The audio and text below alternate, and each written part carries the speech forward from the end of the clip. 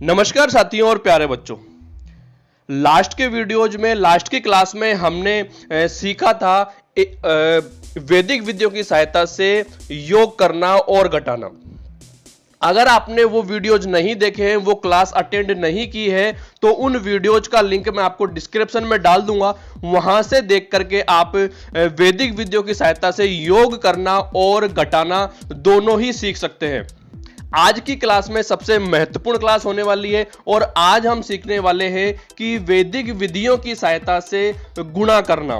तो कौन कौन सी वैदिक विधियां हैं उसके बारे में मैंने लास्ट वीडियो में भी आपको थोड़ा सा बताया था और आज हम स्टार्ट करने वाले हैं गुणा की जो पहली विधि है और जिसका नाम है एकाधिकेन पूर्वेण विधि। जी हां, आपका क्वेश्चन होगा कि सर इस विधि की सहायता से हमने योग करना भी सीखा था और घटाना भी सीखा था और इस विधि की सहायता से हम दो संख्याओं का जो गुणा है बहुत ही फास्ट कुछ सेकंडों में इस विधि को सीखने के बाद में कर सकते हैं। तो वीडियो के लास्ट तक जरूर बने रहिएगा ताकि आप बहुत फास्ट और कुछ ही सेकंड में गुणा कर पाएंगे। तो चलिए, सबसे पहले इस विधि का नाम है एकाधिकेन पूर्वेण विधि। विधि को स्टार्ट करने से पहले इस विधि में जो काम आने वाले जो दो टर्म है उनके बारे में हमें समझ लेना चाहिए। तो देखिए, साइड में आपको यहाँ नोट के द्वारा मैंने लिखा हुआ है। पहली चीज हमें क्या ध्यान रखनी है कि संख्या के इकाई अंकों को हम चरम अंक कहते हैं। जब भी हम एकाधिकेन पूर्वेण विधि की सहायता से गुणा स्टार्ट करेंगे, गुणा वाला जो क्वेश्चन है हम सोल्व करेंगे, तो हमें ये दो तीन चीजें ध्यान रखनी होगी कि जो संख्या है उस संख्या में जो इकाई का अंक होगा उसको हम क्या कहेंगे, चरम अंक कहेंगे। जो इकाई अंक होगा उसको हम बोलेंगे यहाँ पर चरम अंक। चलिए, दूसरा लिखा हुआ है शेष सभी अंकों को निखिलम अंक कहा जाता है। तो अब जब इकाई का अंक हम उसको बोल रहे हैं चरम अंक और उसके अलावा जो शेष अंक हमारे पास बचेंगे उन अंकों को हम बोलते हैं निखिलम अंक। तो ये जो शब्द हैं आपके लिए नए हो सकते हैं, लेकिन एक बार या दो बार जैसे ही आप प्रैक्टिस करेंगे क्वेश्चंस को सोल्व करने की, तो ये दोनों शब्द आपके लिए नॉर्मल से हो जाएंगे। तो आपको क्लियर होना चाहिए सबसे पहले दोनों शब्द कि चरम अंक क्या होते हैं और जो निखिलम अंक है या निखिल अंक भी आप इसको बोल सकते हैं, वो क्या होते हैं। तो एक बार दोबारा मैं आपको रिपीट कर देता हूं। जो इकाई अंक होगा उसको हम चरम अंक कहेंगे और इकाई अंक के अलावा जो शेष अंक हमारे पास बचेंगे उन अंकों को हम यहां पर निखिलम अंक कहेंगे। जैसे अगर मैं बात करूं 723, तो 723 में चरम अंक क्या होगा, हमारा 3 होगा, क्योंकि इकाई अंक को हम चरम अंक बोलते हैं। तो यहां पर इकाई अंक 3 है तो हमारा जो चरम अंक हो जाएगा वो 3 हो जाएगा।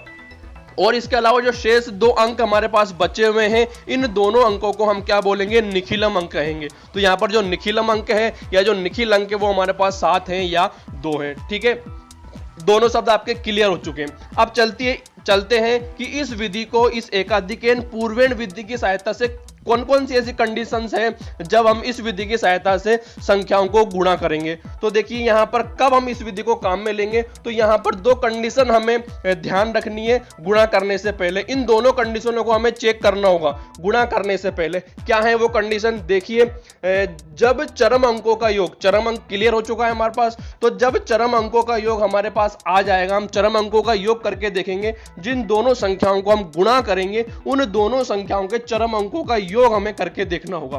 अगर वो योग हमारे पास 1 आता है या 10 आता है या 100 आता है या 10 की कोई घात आता है, अर्थात 10 का कोई गुणज आता है, 1000 आता है या 10,000 आता है, तो इस तरह से अगर योग आता है हमारे पास तो ये वाली विधि हमें काम में लेनी है, एकाधिकेन पूर्वेण विधि। साथ में दूसरी कंडीशन क्या होनी चाहिए कि जो शेष जो निखिलम अंक है, चरम अंक के अलावा जो अंक हैं हमारे वो निखिलम अंक हैं, तो वो दोनों जो निखिल अंक हैं वो भी हमारे कैसे होने चाहिए, परस्पर समान होने चाहिए, तभी ये वाली विधि हमारी काम करेगी। और ये दोनों कंडीशन होने के बाद ही हम गुणा के लिए एकाधिकेन पूर्वेण विधि काम में लेने वाले हैं। तो ये जो थ्योरी हमने समझी है, इसको हम जब क्वेश्चन पे अप्लाई करेंगे तो बिल्कुल क्लियर आपके माइंड में ये जो विधि है वो हो जाएगी। तो चलिए, हम एग्जाम्पल लेते हैं और इसको विधि को सीखने की कोशिश करते हैं। तो सबसे छोटा सा एग्जांपल मैंने आपके लिए लिया है 17 × 13। यहां पर 17 को हमें 13 से गुणा करना है। तो चलिए, सबसे पहले जो दो कंडीशन हमने सीखी थी वो कंडीशन हम यहां पर लगा करके देखते हैं। चरम अंकों का योग, तो 17 का जो चरम अंक है वो 7 है और जो 13 है उसका चरम अंक 3 है, तो दोनों को हमने योग किया तो आप साइड में देख सकते हो 10 आ गया। तो पहला जो शर्त है वो हमारी सही हो चुकी है। दूसरी शर्त की अगर हम बात करें, शेष निखिल अंक कैसे होने चाहिए, हमारे समान होने चाहिए। तो निखिल अंक जो शेष अंक होते हैं वो निखिल अंक कहलाते हैं। तो यहां पर दोनों ही संख्याओं में जो निखिल अंक है वो हमारा 1 है, अर्थात समान है। तो ये दोनों कंडीशन इस गुणा के लिए सही हो चुकी है। तो हम इस एकाधिकन पूर्वेण विधि का उपयोग यहां पर कर सकते हैं। अब विधि का उपयोग करने के लिए हम तैयार हो चुके हैं। तो इसके लिए हमें जो सूत्र काम में लेना है वो सूत्र भी आपको यहां पर ध्यान रखना होगा। बहुत सिंपल सा सूत्र है। इस सूत्र को हमने 2 खंडों में हमें लिखना है, एक वाम पक्ष और एक दक्षिण पक्ष, बायां पक्ष या दायां पक्ष, इसको हमें लिखना है। क्या लिखना है? वाम पक्ष में तो हमें क्या लिखना है, निखिल अंक इंटू उसका एकाधिक लिखना है। एकाधिक, अगर आपने लास्ट के वीडियोज देखे होंगे तो आपको एकाधिक जो शब्द है वो क्लियर हो चुका होगा कि किसी अंक का एकाधिक का मतलब है उस अंक में 1 जोड़ देना, तो वो होता है हमारा एकाधिक।